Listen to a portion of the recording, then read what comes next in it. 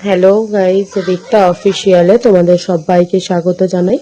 আমি আরও একটি ব্লগ নিয়ে তোমাদের কাছে শেয়ার করলাম। সকলে প্রণাম জানিয়ে আজকে ব্লগটা আমি শুরু করছি।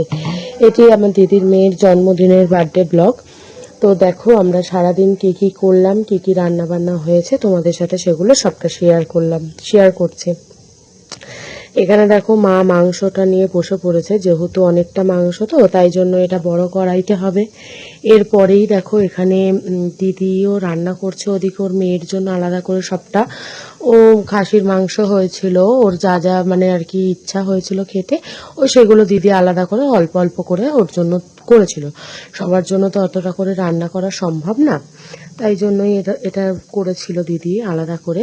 ওর জন্য করেছিল খাসির মাংস, মাছের মাথা দিয়ে ডাল, আর করেছিল চিংড়ি মাছের মালাইকারি, 5 রকম ভাজা, পায়েস, চাটনি, পাঁপড়, এগুলোও আলাদা করে করে নিয়েছিল।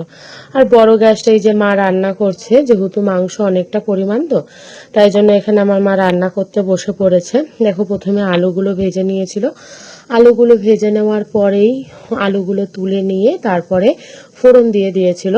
জিরে, তেজপাতা, শুকনো লঙ্কা, গোটা গরম মশলা সবটা ভালো করে লাল লাল হয়ে যাওয়ার পর ওখানে দিয়ে দিয়েছিল পেঁয়াজ কুচি। পেঁয়াজ কুচি দেওয়ার পর ভালো করে ভাজা ভাজা হয়ে গেছে, তারপরেই দিয়ে দিয়েছে টমেটো। আর ওখানে দেখো আদা রসুন একসাথে বাটা, পেঁয়াজ বাটা সবটাই ওখানে রয়েছে। তারপরে একটুখানি নুন দিয়ে নিল যাতে তাড়াতাড়ি ভালো করে সেদ্ধ হয়ে যায়। এরপরেই একে একে মশলাগুলো চলে যাচ্ছে। আমি এদিকে মশলাটাও মানে আর কি মা করছে, আমি ওকে ক্লিপটা নিয়ে নিচ্ছি, আবার ওদিকেও সমস্ত কিছু দিদিকে আস্তে আস্তে সব রেডি করে দিচ্ছে। ও একা হাতেই সবটা সামলে নিয়েছিল, তবু যেটুকু করার আর কি সেটুকু তো একটু করে দিতে হবে। যেরকম শসা ছাড়িয়ে নিয়েছিলাম, ওকে একটু পেঁয়াজ কেটে দিয়েছিলাম, ও আলাদা করে মেয়ের জন্য সবকিছু করেছিল। আর তারপরে একটু চিংড়ি মাছের যেহেতু মালাইকারি করেছিল, নারকোলটা ওর সবই করা ছিল, তবুও একটুখানি সাহায্য করে নিয়েছিলাম। তারপরে এদিকেও দেখো মায়েরও মশলা দেওয়া হয়ে গেছে, মশলাটা দিয়ে নাড়াচাড়া করে নিয়ে তারপরে নুন, হলুদ, লঙ্কার গুঁড়ো, জিরের গুঁড়ো সবটাই ওর মধ্যে দেওয়া রয়েছে। এবার একটা অনুষ্ঠান বাড়িতে সবটা ক্লিপ নেওয়া একসাথে সম্ভব নয়, তাই আমি যেটুকু পেরেছি সেটুকু অল্প অল্প করে নিয়ে নিয়েছি। তাও দেখো এই যে মা এখানে জিরের গুঁড়ো দিচ্ছে, আর মাংসটাই তো কিছু পুর দেওয়া ছিল না, তাই জন্য মানে একটু পরিমাণগুলো বেশি করে করেই দিতে হয়েছে। এবার দেখো হলুদটা চলে গেল, তারপরেই দেখো মা মাংসটা কড়াইয়ের মধ্যে ঢেলে দিচ্ছে। এই যে এখানে মাংসটা সবটা ঢেলে দিল। জলটা ঝরানোর জন্য এখানে ঝুড়িতে দিয়েছিল, কেননা মুরগির মাংসতেও তো অনেকটা পরিমাণ জল থাকে। এই যে জলটা এখানে ঝরানোর জন্য ঝুড়িতে দিয়েছে। এই যে মাংসটা দেওয়ার পর মা ভালো করে নাড়াচাড়া করে নেবে। গাইজ ওদের বাড়িতে অনুষ্ঠানটা খুব সুন্দরভাবেই মিটছিল, কিন্তু একটা এত বড় বিপদ হয়েছিল না, মানে কি বলবো সেটা তোমাদের সাথে পরে শেয়ার করব, কেননা ওই মুহূর্তে তো ওই ক্লিপটা নেওয়া সম্ভব ছিল না, তাই জন্য নিতেও পারিনি। এই যে ওভেনটায় মা রান্না করছে, এই ওভেনটা গাইজ পরে যখন ভাত চাপাতে গেছি, এই ওভেনটা মুখের থেকে না পুরো গাইজ গ্যাস লিক করে চারিদিকে আগুন ছড়িয়ে গিয়ে একাকার, কি করে বন্ধ করবে। এদিকে ঘর ময়, মানে নেমন্তন্ন যাদেরকে করেছিল সেসব বাচ্চা কাচ্চা এসেছিল, আমাদের বাচ্চা কাচ্চাগুলো রয়েছে, মানে কি করবে সেই মুহূর্তটা কারোর মাথায় দিয়েই সেইটা মানে আর কি কাজ করছিল না। কিন্তু লাস্টে ঠাকুরের আশীর্বাদে মানে গ্যাস সিলিন্ডারটা অফ করা গেছে। যাই হোক, বড়সড় একটা খুব বড় একটা বিপদের হাত থেকে রক্ষা পেয়েছি আমরা। আমরা শুধু ঠাকুরকে ডাকছিলাম দয়াল যেন মানে বাচ্চাগুলোকে রক্ষা করা যায়, কেননা আমরা দেখেছি তো গ্যাস বাস্ট করা মানে তো একটা বুঝতেই পারছো কি ভয়ানক ব্যাপার। যাই হোক, তারপরে তো দিনটা কোনো রকমে ভালোভাবে কেটে গেল। মানুষের মনের মধ্যে একটা আতঙ্ক চলে এসেছিল।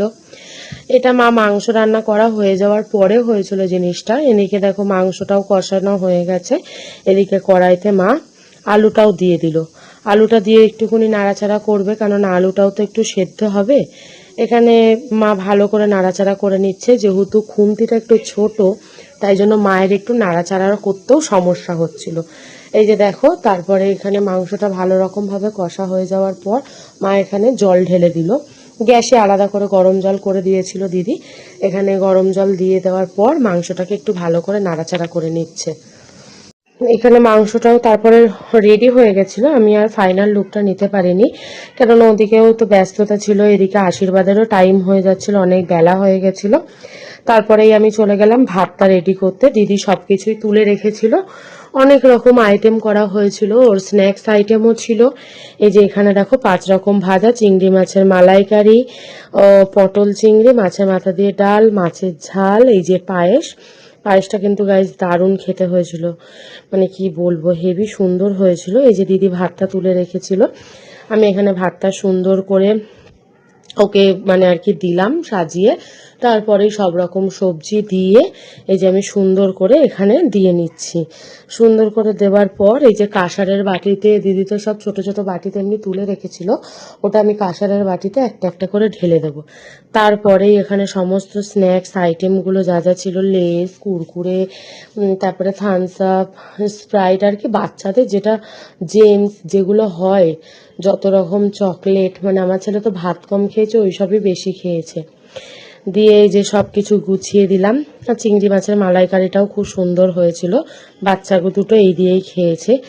তারপরে দেখো এই যে আমার রেডি পুরো একদম, স্যালাডটাও সুন্দর করে সাজিয়ে নিয়েছি, 5 রকম মিষ্টি, দই, পাঁপড়, এই দেখো এখানে সমস্ত চকলেটস, একদিকে কুরকুরে, চিপস, আবার এইদিকে সমস্ত স্প্রাইট যা যা রয়েছে।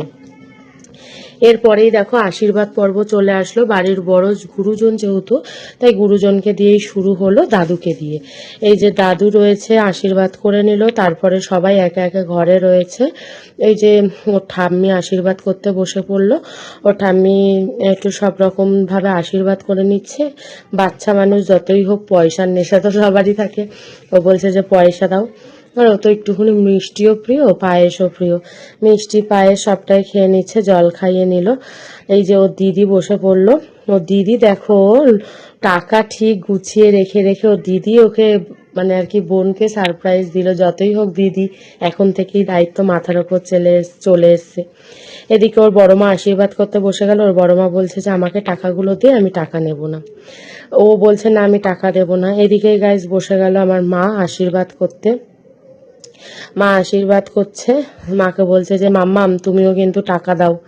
এদিকে মা ক্লিপ নেওয়ার জন্য একটুকুনি আমার দিকে তাকিয়ে নিল। মা যেই না ওকে টাকা হাতে দিল, 500 টাকা পেয়ে যে ও কি খুশি হয়েছে সে একমাত্র ওই জানে। তারপরে এই যে আশীর্বাদ করছে, এই যে ওর বড় মা এদিক থেকে টাকা দিতে চলে আসলো। এদিকে আমার মা যেই না ওকে টাকাটা দিল গাইস, 500 টাকার নোট দেখে ওর তো মুখ পুরো হা হয়ে গেছে। এই যে হয়ে গেছে, তারপরে মা ওকে একটুখানি পায়েস খাইয়ে দিচ্ছে। তারপরেই আমার শাশুড়ি বসে পড়লো আশীর্বাদ করতে। আবার ওর কাকিমা, জেঠু, ওর বাবা সবাই একে একে বসে পড়েছিল। এদিকে আমার ছোট্ট ছেলেটি, ওর ভাই হচ্ছে সব থেকে প্রিয় আদরের ভাই, বসে পড়লো এই যে দিদিকে পায়েস খাওয়ানোর জন্য। ভাই বলে কথা, দিদিকে তো একটু পায়েস খাইয়ে দিতেই হবে, তাই জন্য এই যে এদিকে আবার আশীর্বাদ পর্বও চলছে। তারপরেই দেখো তারপরে একে একে সব আশীর্বাদ করে নিল। আশীর্বাদ করে নেওয়ার পর আমি খাবারের ক্লিপটা এখানে মানে সেরকম ভাবে নিতে পারিনি, কেননা তারপরে বিপদটা শুরু হয়ে গেছিল। এই যে এখানে বাইরে দেখো খাবারের আয়োজন করা হচ্ছে, এখানে সবাই খেতে বসে পড়েছিল, তারপরেই ওই বিপদ। তারপরে ও খাওয়া দাওয়া করে নিল, খাওয়া দাওয়া করতে গিয়ে ক্লিপগুলো নিতে গিয়েই তো এই বিপদটা হয়েছিল বলে তাই আর নিতে পারিনি। তারপরেই দেখো রাত্রিবেলা কেক কাটিং এর ভিডিওটা চলে আসলো তোমাদের কাছে। দেখো এখানে ও সন্ধেবেলায় কেক কাটবে, 2টো কেক আনা হয়েছিল, ওর দিদির পছন্দের একটা স্ট্রবেরি ফ্লেভার আর একটা হচ্ছে ওর পছন্দের ফ্রুটস ফ্লেভার। এই যে এখানে দেখো তারপরে বাচ্চা কাচ্চাগুলো বেলুন দিয়ে এত সুন্দর ডেকোরেশন করেছে গাইস। দিদির মেয়ে ছিল, ওর জেঠুর ছেলে ছিল, আরও পাড়ার বাচ্চা কাচ্চাগুলো মিলে হেভি সুন্দরভাবে ডেকোরেশনটা করেছে, খুব সুন্দর হয়েছিল ডেকোরেশনটা। বাচ্চা কাচ্চারা যেটুকু করেছে বেলুন দিয়ে পেরেছে, কিন্তু তাও খুব সুন্দর হয়েছে। এই যে এখানে সবাই কেক কাটিংয়ের জন্য বসে রয়েছে। দেখো এখানে দিদির বড় মেয়েটা সব কিছু রেডি করে নিচ্ছে, আর ওর জেঠু দাঁড়িয়ে রয়েছে লজেন্স দেবে বলে। এখানে লজেন্স ছুঁড়েছে আর স্নো স্প্রেও দেওয়া হয়েছে, আবার কেক কাটিং হয়েছে। সেই টাইমটা খুব আনন্দ হয়েছে, বাচ্চা কাচ্চারাও খুব আনন্দ পেয়েছে। দেখো তোমাদের সাথে সেই ভিডিওটাও আমি শেয়ার করে দিয়েছি, তোমরা এটা দেখতে থাকো। আর আমাকে অবশ্যই কমেন্ট বক্সে জানিও যে ওর বার্থডেটা তোমাদের কেমন লাগে। লাগলো, বেলুন দিয়ে সাজানোটাও কেমন হয়েছে অবশ্যই বলবে। চলো আজকের মতন এখানে ভিডিওটা শেষ করলাম। টাটা। ভালো লাগলে অবশ্যই লাইক সাবস্ক্রাইব করে দিও।